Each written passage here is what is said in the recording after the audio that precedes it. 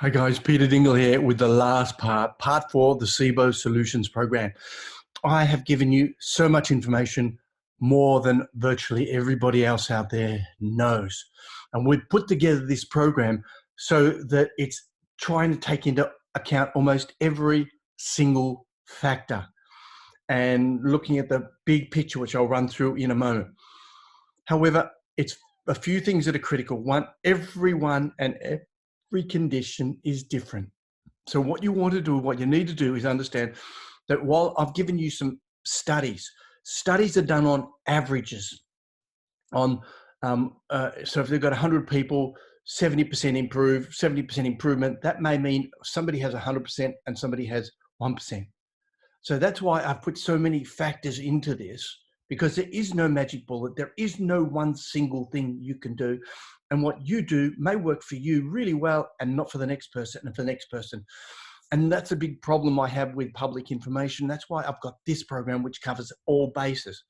Now, I should say that there are some conditions that this will benefit, but may not be the total solution. And this is where people have had operations. And I'll give you one example. And I've talked about the importance of bile. Bile is produced in the liver. It goes to the gallbladder, and then the gallbladder releases it in to the small intestine, where it has, those really important SIBO benefits, and benefits against SIBO. Now, if you have had a gallbladder removal, or you have gallstones, and we work on that on the way through here, then if a gallbladder removal, then it trickles down and you don't get that big release. And so you're going to have to work on other specific issues to do with that, which may be supplementing with bile supplements and so on. Now, these are unique conditions, but the vast majority, 99% of people who don't have any problems will benefit directly from this program. But there are many things you can do. And to fix this problem, take your time. This is a journey. This isn't about going, I want it out. You can get the symptom relief almost straight away within hours to days. There's no doubt about the symptom, but it's a long-term journey. And it means adopting a lot of these strategies on a regular basis, like I do, so that I am always looking after it by myself and my gut by always doing extra things. It's also trial and error. Some things will work. And in the case of food tolerances, for example, a really good classic example is you've got to work out which problem area is for you. It may not be fructose, it may be lactose. It's an easy one to test, isn't it? You know that. But what we're after here is a whole body system. So it's a whole body integrated approach. Now on that, we've got lots of programs in our masterclass series.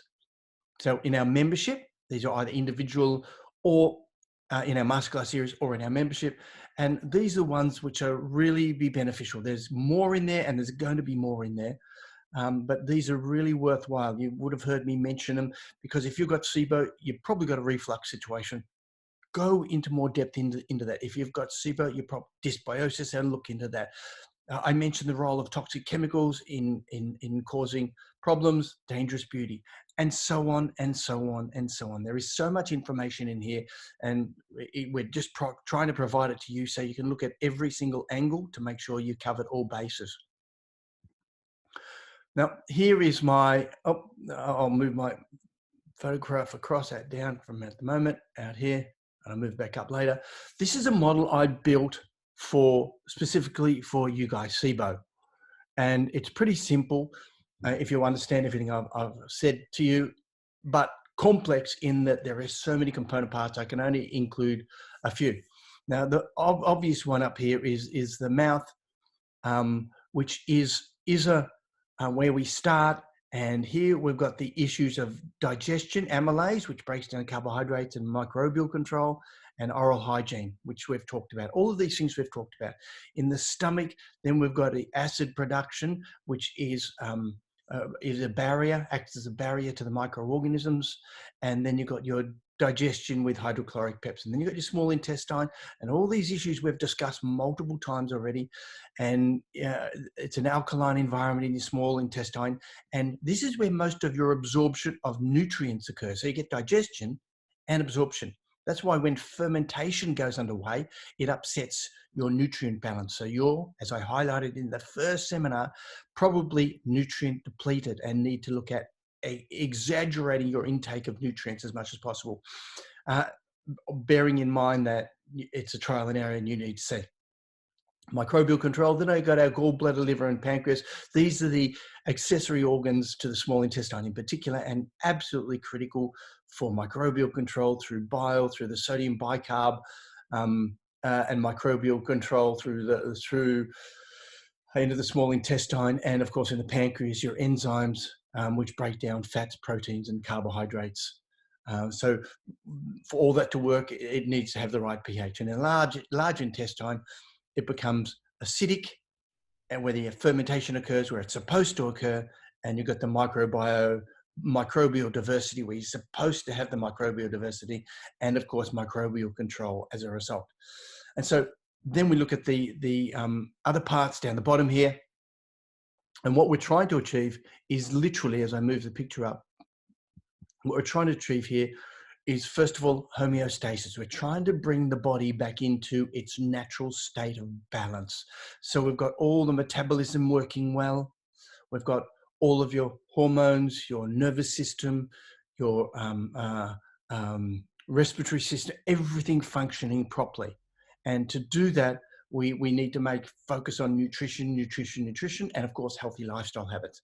Now, in doing all this, what we're after also is right down the bottom, is to improve the motility. So make sure we've got that MMC. You would have heard me mention it many times. The motor complex in the small intestine, particularly in the duodenum, which forces it down. And then the next aspect of this control program, or a program, is the microbial control. So we control those, and they all work together. There's not one that's more important than the other.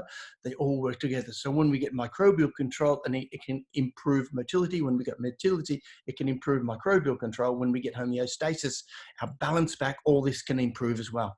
So pretty important picture, how we look at it. So just readjusting the photo here, and it's an integrated program, and the first thing I'm going to give you is where to start. Start small and build up, trial and error. And I try to, where I can, highlight that where you can do it easily, cheap, essential, and immediate relief. And that's what we're after. So if you've got symptoms right at the moment, the first thing you want is immediate relief. What's going to give it? And so I've tried to highlight some of these, and as we go through, I'll show you some of them. Rebalance your gut. One of the simplest and easiest strategies you can do right now is rebalance your gut pH. Now, I haven't talked about it at length, but all of your digestive system runs on water. You need to drink more water. Now, that water can be in the way of herbal drinks, not just coffee and not just tea, preferably without milk, by the way, as you'll understand, but drink more. Drink more, and drink more water without fluoride, chlorine, and pesticide-free. So you want to take those toxins out, particularly fluoride and chlorine, because they're both microbial poisons. They poison the wrong ones, our good ones, but they're also gut poisons. So we're after a pure drinking water. Now, you may not be able to do that straight away, but sodium chloride, people have said to me, well, why do you talk about salt? Well, first of all, high quality salt. Now, what that means is the Himalayan table salt and the river salt and so on. That's your decision to make. Do a bit of background checking on that one. But why that's important, why sodium chloride is so important, because all the time I've talked about two things you need to do. Balance the pH in the stomach and balance the pH in the small intestine. Absolutely critical. And the hydrochloric acid for the stomach comes from the chlorine in sodium. So if you're on an extremely low sodium chloride salt diet, then you're not going to get the chlorine to make the hydrochloric acid.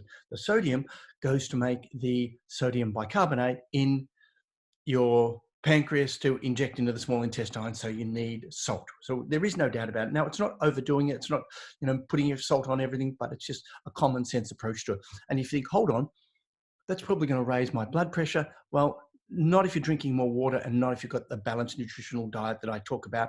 And of course, one of the master classes coming up is on blood pressure, which I've been researching for many years as well. Now, one of the other things that we can help get that stomach acid going, is a supplement called hydrochlorobutane, and that often contains enzymes in it too, so it can help with the digestion in the stomach. And very simple, you can check up on the products we use. There are links to some of these products up there.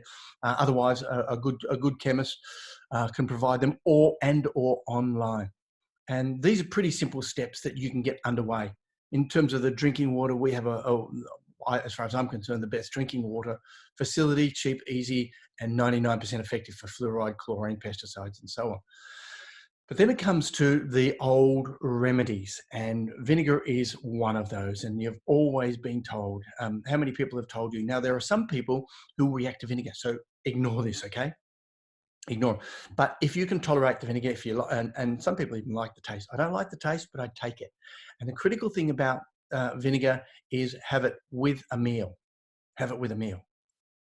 Yep, have it with a meal, not in between. Why? Because there are a couple of functions that vinegar plays, a couple of benefits of it. Now, benefits have been in terms of reducing, helping with weight loss, reduce your blood sugar levels, it balances your blood sugar levels, lowers inflammation, a whole raft of things to do with metabolic syndrome. So there's a win-win straight away. Now, you can have it as a liquid or a capsule. We have both. We take both. I try them all out, and they both work. Capsules are really simple, effective, and effective. The benefits of vinegar are they reduce the pH. In other words, they make it more acidic. So you have it with a meal because the first thing you want to do, and you have it with a meal, not after the meal. You have it just before or with the meal. Why? Because when the food gets down there, you want that food to be exposed to as much acid as possible. And in this case, it's acetic acid, not hydrochloric acid.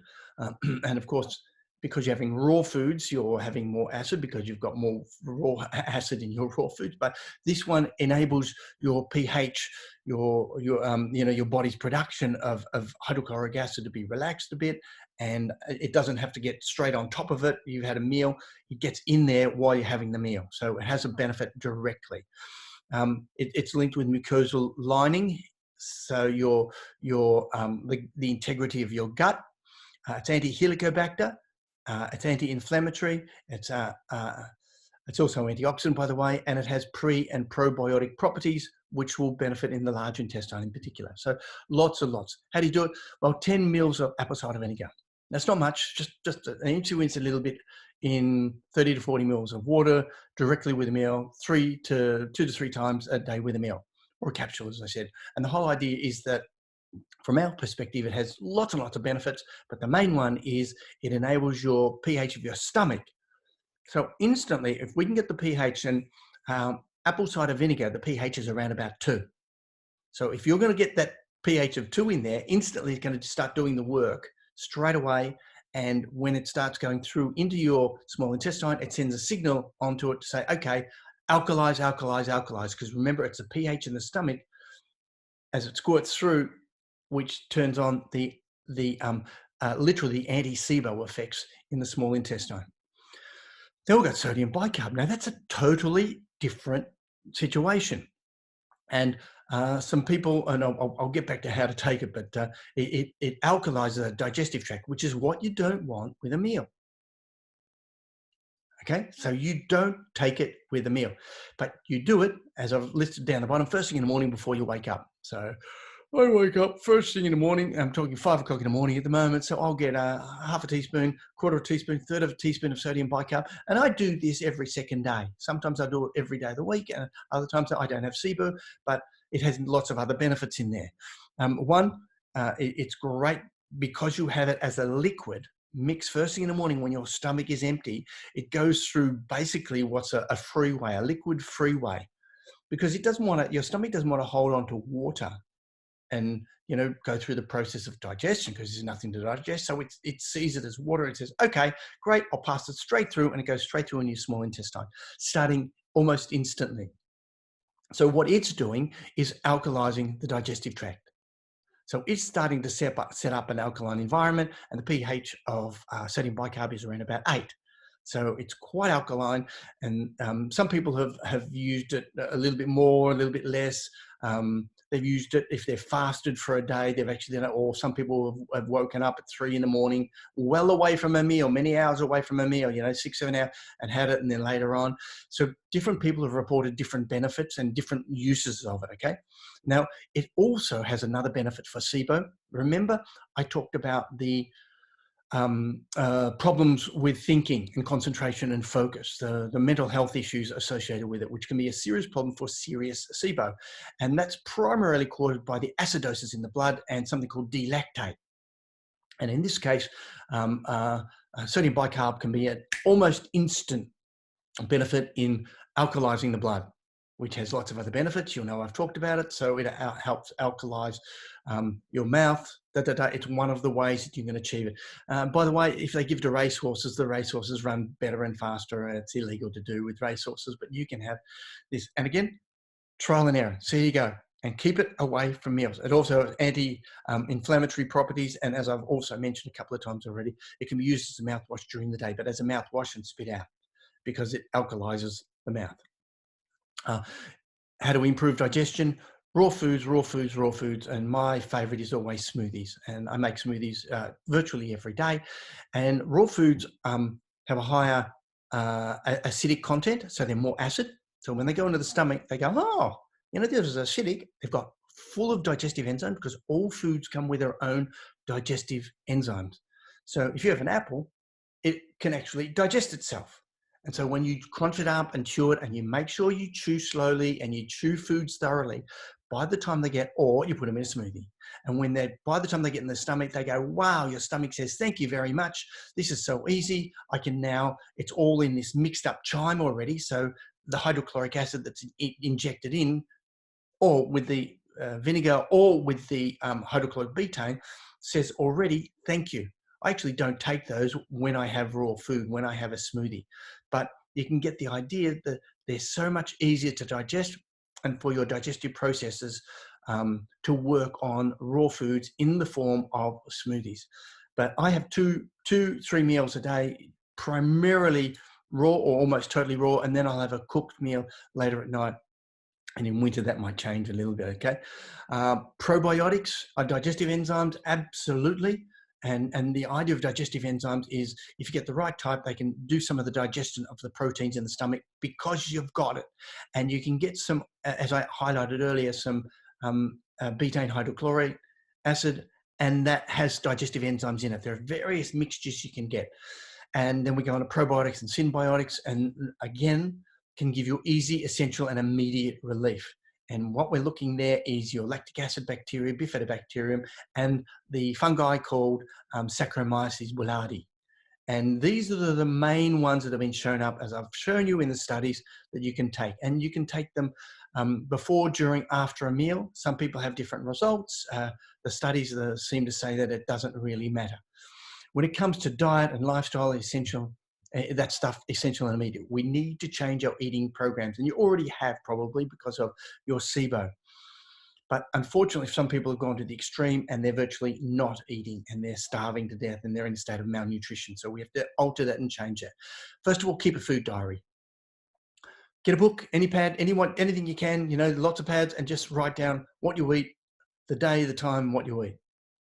Okay, leave a space underneath. The day, the time, what you eat. The day, the time, what you eat. And then write down any reactions to it, because it'll give you a good hint. Because if you've got SIBO, you've probably got IBS and or reflux, and it'll give you a description of what's going on in the whole digestive system. It might be that you get diarrhea or constipation, or it might be that whatever it is, you put them down. So keep a food diary. As I've already said, and I'll mention this again, work out your food allergies, intolerances, and reactions. Eat less processed food, no sugar, no deep fried food. Get off bread and get off milk. Please, slow, smaller eating. The whole idea of slow, smaller eating is simple. Your stomach can handle, it can stretch amazingly. We've tried it out many times with the Christmas meals that we have every day. But your digestion occurs better if it's small amounts, broken up, chopped up, or chewed thoroughly. So slower, smaller eating. Take your time. Let the little bit go down into your stomach. Take a breath. pick up your fork or pick up the food, take another bite or two, put it down, take a breath, and all of this helps with the digestive process. One of the greatest problems of how we've been eating over the last 100 years is we've got these huge meals readily available to the vast majority of people every single day. And then the snacks in between, our digestive system doesn't get a rest. That's why then we move on to the next one, overnight fasting. I've told you that. Meal to sleep interval, at least 12 hours. The way I do it, it's usually 14 hours that I don't eat. And that's not conscious. I wake up in the morning, I have my sodium bicarb, then I wait 15, 20 minutes, then I'll have my cup of tea, my green tea, and I'll have 3 or 4, maybe even 5 cups of green tea, and everything starts flushing through properly. Then I'll have my breakfast maybe at 9, 10 o'clock in the morning, no later. And then, by the way, in breakfast, I'll usually start with a raw food. So my digestive system is saying, thank you, Peter. It's so much easier. And, I've got lots of videos, short video clips and information up on our membership program about eating raw and smoothies and so on. Now, one other thing I haven't mentioned, but weight loss is a part of this program. Essential. We've got our weight loss program, Unlock Your Genes for Weight Loss.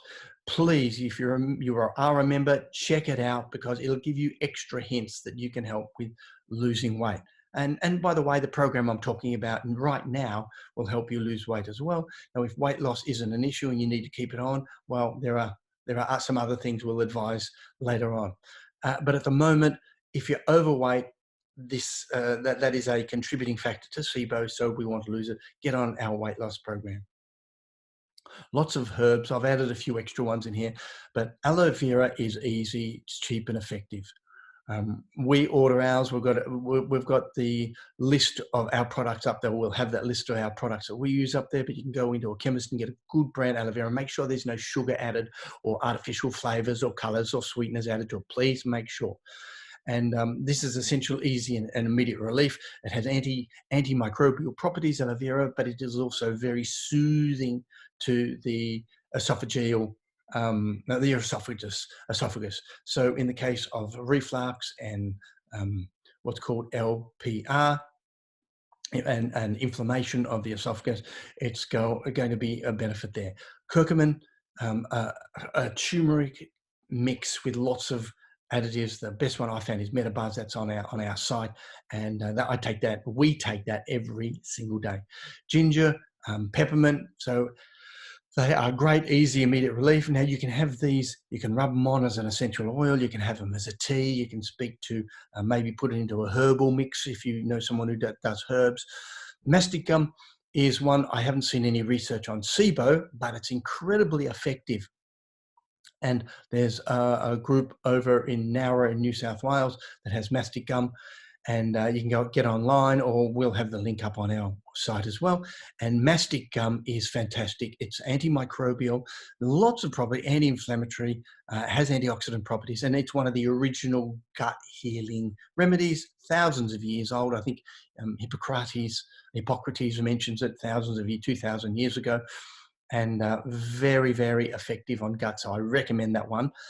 Slippery elm is another one to give some immediate relief, and then the herbs and spices that we add to our meals. So every meal you have now, and remember, test which ones suitable. They don't cause a problem. They do cause a problem. Low FODMAP, and I'll put this up in a moment, and you'll work on that. So low FODMAP herbs and spices, things like coriander, cumin, paprika, cinnamon, chili, black pepper, cloves. With chili, and black pepper, you may have a reaction if you've also got reflux, and maybe you will, maybe you won't. That may be a sensitivity in your system. Adding thyme, nutmeg, rosemary, sage. So these are all the ones. Some of them I've already put up in terms of having, remember, not just prokinetic effects, but antibacterial effects. So we add a little bit to every single meal. And then you've got your parsley, basil, bay leaf, sage, rosemary, and ginger. I'm a big fan of ginger. When I eat out Japanese, I always get some extra ginger put in there and have a little bit of ginger. It's a great digestive. Now try it out, get a little bit. Make sure you get high quality foods in your herbs and spices. I grow a lot of mine and have them straight from the garden. Not ginger yet anyway, but try out the ginger because it is a great digestive, and one of the really good ones to help with movement through getting your MMC, your motor complex going in your small intestine. Herbal compounds. There's lots of herbal compounds around. I put up some earlier, and the ones that I find the easiest to get. There is one called Bowel Restore, and again, I think it works effectively, but I can't find science. On these ones there is, and Ibergast is a German one, that's right, and it's got a mix of some of the things that we know work really well. Take it as a supplement, easy to get online and or some chemists I know have it. You've got your Chinese ones, the Da Ching, Qi, Tang, and the Xian Bin. These are available from Chinese herbal dispensers and or they can make them up. And then you've got your Japanese one, Daiken Chuto. And these have been shown to actually benefit in the case specifically of SIBO. So I'm trying to give you this contents and all that stuff I've told you. And so quickly go online and have a look at those. If I can find links, I'll put them up as well over time. Teas, herbal teas, peppermint, lemon, ginger, lots of teas like this can make a difference. And if you're just sipping on this during the day, it'll have multiple benefits. Okay, so sipping on this on a regular basis, getting rid of your coffee or reducing your coffee, reducing the other things, getting off all those, and just sipping on some of this tea. It's not what you do one off that counts, because what we're after is a lifelong program here. So lifelong, learning to have some of this stuff a couple of times a day, more if you like it. I know people who drink this stuff all the time. We need to look at nutrient density. The foods we eat have to be nutrient dense, and that's why we get off all the processed foods. That's why we get off all the carbs, processed carbs in particular, and so on, and get away from those foods. We need to consider the option of nutrient density. Now, what the government tells you is your acceptable daily intake. For example, vitamin C, it might be 100 milligrams. I take 3,000 a day. So please understand, and that's when I'm well. If I get sick, I take 10,000 or 20,000 a day. So what are some of the anti-inflammatory, antioxidant ones? Vitamin C, grapeseed extract, resveratrol, curcumin that I've mentioned, the turmeric mix. Now, I should point out here that one of the things that I've also mentioned is healing of the gut lining. Because of the damage done by the toxins produced by the microbes in the small intestine, they've literally poisoned it, and you've probably got leaky gut and some chemicals going into the blood, which obviously that's why how the breath tests work, and they can test the blood. But you've got these things going in there, and it's going through your intestinal lining. So we need to rebuild that. And the main way of rebuilding that is something called collagen. Now, there are different types of collagen. You've got collagen for your skin, but all your connective tissue, e.g. your intestinal tissue, is made out of collagen. Now, collagen is made out of two major ingredients. One is vitamin C. So you see anyone who's vitamin C deficient, they'll actually have really ragged and old-looking skin. And the best thing you can do for your skin is consume vitamin C. Not put it on your skin, consume lots and lots of vitamin C. But that also means it's going towards the production of collagen in your gut. Now, other ingredients for collagen are a couple of amino acids I mentioned down below, but lots of vitamin C, grapeseed extract, resveratrol, curcumin. Which vitamin C powders are always absorbed more easily and better, less stress. So start off with whatever you can. And again, test it, trial and error. You might have a specific SIBO that may not like some of these supplements and so on. However, then you've got melatonin and L-tryptophan, two of the major neurotransmitters in the gut. And people, I really implore you to have a look at the reflux program I'll put up, because I mentioned melatonin time and time again, between 3 to 5 milligrams per day at nighttime. These are the main neurotransmitters, or the messengers in the gut that get things to relax and calm and open and close. So they enable your nervous system, your digestive system to function properly. Melatonin and L-tryptophan. Now, I should mention L-tryptophan, by the way, was the main treatment for depression before a contaminated batch killed a few people, and then it was taken off around the world, and it still is, unfortunately. It is a fantastic supplement for the gut and for mental health. Essential amino acids. These are the ones that go to make all your neurotransmitters, which I was just talking about, like serotonin, melatonin. Not just for your brain, but for your gut. Your gut has more serotonin and melatonin than anywhere else, so it needs it. It's 400 times more melatonin than your pineal gland, which helps you get to sleep. Okay, so understand the importance of it in the gut. And without these amino acids, if you're not digesting in the stomach, and you're probably not, and you haven't digested properly because you didn't have the right pH, then you'll need to supplement. They also go to build your hormones and your gut integrity, the collagen I mentioned earlier. So we need to get there's variation, 8, 9, 10 essential amino acids, and a high quality brand. I'll put some up on our website, but if you know a high quality brand, the bodybuilders often know the best brands. They don't want the additives. Check out the additives. They'll often come with artificial sweeteners or even a sugar and thing added to it, and they may be dairy based and a whole raft of things you need to go through and just check. And then finally, in terms of the supplementation and your nutrients, is omega-3 oils. There is no doubt about the role of omega-3s, lowering inflammation, but also helping with your gut microbiome in the large colon, and also having a mild antimicrobial effect in your small intestine. So omega-3 essential fatty acids, and these are usually in the way of fish oils, but you can get the vegetarian, vegan versions of it too. So elimination diets, it's pretty simple, and I've already explained this, but start with lactose. Just get off the lactose. In fact, get off the lactose, fructose, and grains straight away. Just try it for a couple of days and then introduce. Now, if you've got a lactose intolerance, you'll usually find out, and you may be able to tolerate a little bit. And so as you up it, you'll notice if you've got the lactose intolerance. The same with fructose. Grains, it's a lot harder to work out, but I'd suggest you go off all of those, or one at a time, just give you a little bit of time to phase into the program. And then the FODMAP. Now, I haven't gone into the details of the FODMAP here for the very simple reason there is so much literature on FODMAPs and FODMAP recipes and FODMAP diets and FODMAP foods. But what you're looking for in this diary, remember I told you in the beginning, is when you do something, then write the symptoms. And if there are any symptoms, stay away from that, at least until you can rebuild your intestinal health. So simple. Then we've got vagus nerve. Now you will remember, because I know you're smart, the vagus nerve is linked to the whole gut, but its main function in this situation is your stomach, not your small intestine, indirectly small intestine, but your stomach. And we want to get our stomach right, because that's where the pre-digestion occurs, the acid occurs. We want it to be calm, cool, relaxed. And one of the first things I get people to do is stress management.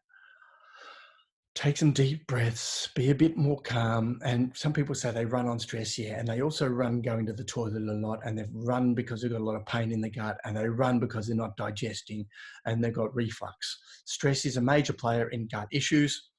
And as I said, mainly more so in terms of the large intestine, where the microbiome that they talk about is, and in your stomach.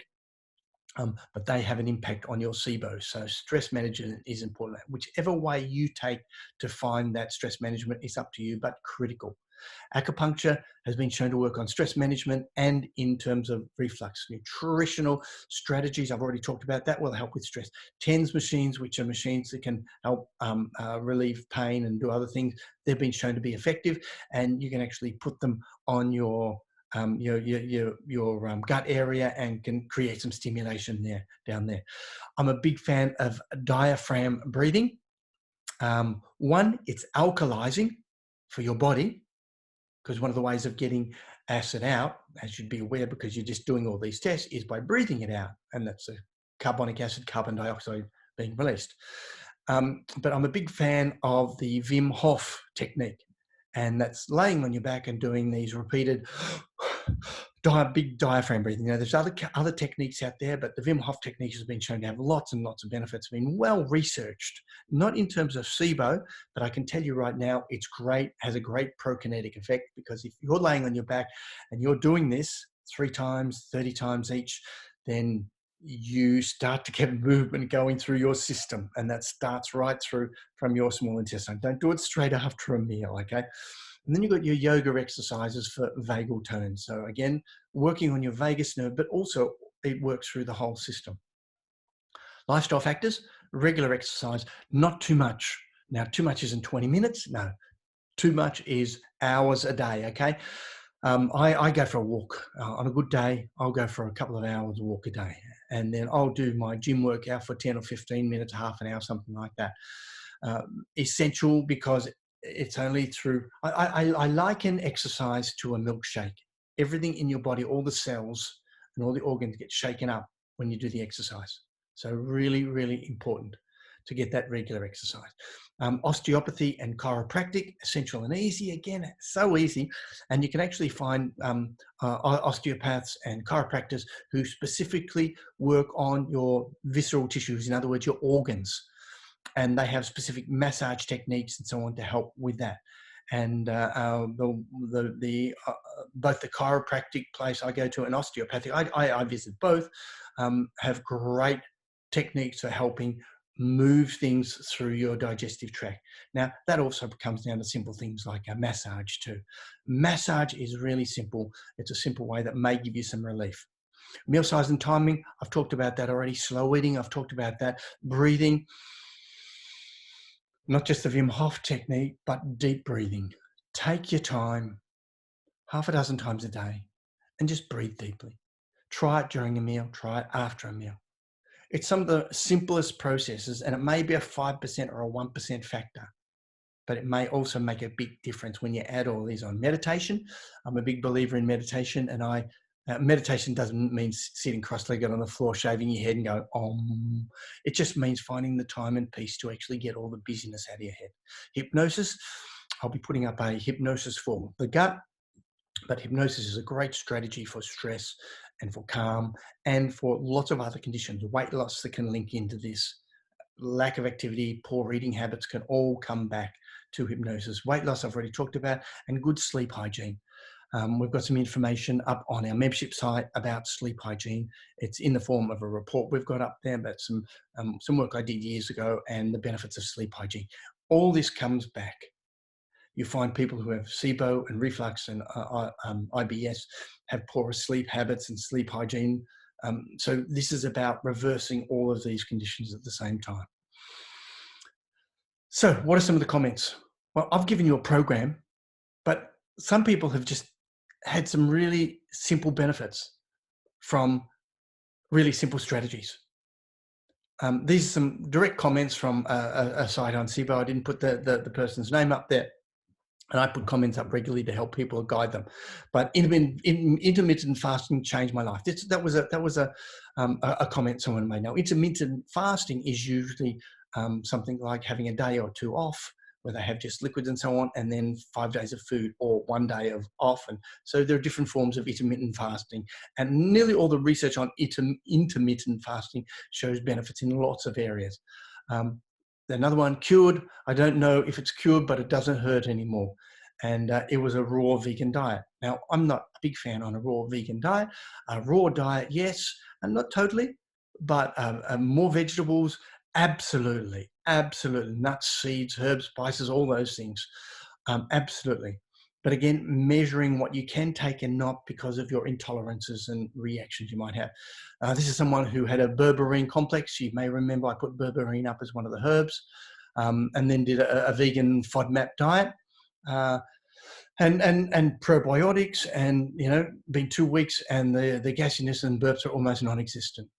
So these are people who weren't following my program because they were only doing little bits. And these are people that I've worked with over the last 5 or 6 years who have made some improvements. The biggest thing I've learned fighting SIBO is that your body will tell you what it wants. And listen to it. And that's what I'm saying to you. Take your time, listen. Have that diary, write things down. Build good gut flora instead of focusing on killing. Don't eat any food that feeds SIBO for 6 to 12 months. I actually think you give it a miss. Get off all of those processed foods. It's a lifelong journey to get healthier and healthier. And then finally, it's an integrated approach. Trial and error. Start with the essential and immediate and keep adjusting and adding and changing. But the most critical factor here is perseverance. The answer is all in all that information. And I'm going to be updating that information. I'm going to find more information on SIBO. So it might be in 6 months' time, there'll be another little snippet that says the SIBO add-ons. So it'd be the latest research or new information that we know works, but it all comes down to perseverance and understanding that the solutions are out there. And a part of what we're giving you, maybe all of it or part of it, is that program for you right now. Knowledge is power. And so in the membership, we've got lots of posts and videos. Please work your way through them. There is so much good information in there that can help you in all of your life gut health ventures. And I implore you time and time again, there you go, given I made this up, I'll drag it off so you can see, knowledge is power. And that's where we want to be. And there's so much in the membership post. And of course, I will implore you, I know you've got a lot of information just out of this one program. This can save you years and years of pain and thousands and thousands of dollars, particularly the complications that come later on if you don't fix it now. And this will help you, as do the other programs. So tell your friends about it, please, because the membership programs relies on people of very low cost and people going on and doing it and then sharing with friends so that we don't have to pay large marketing costs in that out there. It just enables us to go back and do more and more research. That's where we want to get to, the stage where there is a little bit of money coming in on the membership program so we can do more research to keep everyone up to date and find out more and more of these beneficial programs. So there's a couple of books we've got that I highly recommend. Unlock Your Genes for Weight Loss and our 6-week healthy eating planner. Great books, amazing stuff. And here's a couple of products we recommend. And these are the ones we actually use. That's our water filter. That's on our website. That's a smoothie maker we use. That's on our website. MetaBuzz is on our website, and K5 is available everywhere, online or directly here. And when you buy it online or something, tell them my name. They'll look after you if they can. So my message is simple, folks. We've given you all the information. We've given you so much information, and the only thing stopping you now from getting better is actually implementing it. Start small, build up, do exactly what I've told you. Thanks, guys.